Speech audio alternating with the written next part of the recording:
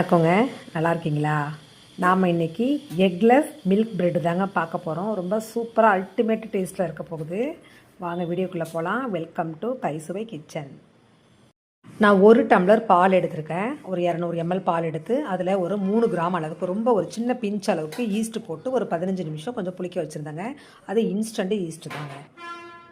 1/2 kilo மைதா மாவு எடுத்திருக்கேன். So நான் எந்த எதுவுமே இப்போ உள்ளே சேர்க்கலைங்க. பட்டர் எதுவுமே சேர்க்கல.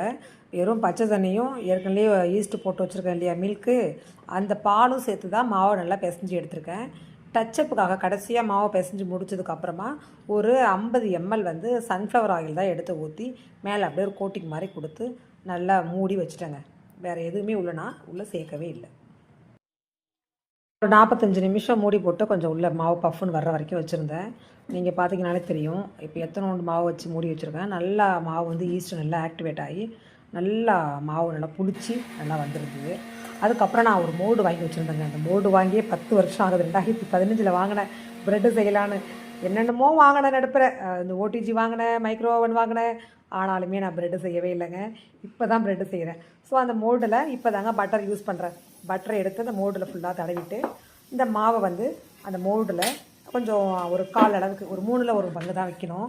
ஸோ 3ல் 1 மடங்கு வச்சுருந்தேன். இப்போ என்னோடய மோல்டு வந்து 350 கிராம் வச்சா சரியாக இருக்கும். நான் வந்து 1/2 கிலோ மாவு எடுத்ததுனால ஒரு 350 கிராம் வரைக்கும் உள்ளே வச்சு அது நிறைய மூடி வச்சுட்டேன். நான் அப்புறம் திரும்ப இன்னொரு மோல்டு வச்சு கொஞ்சம்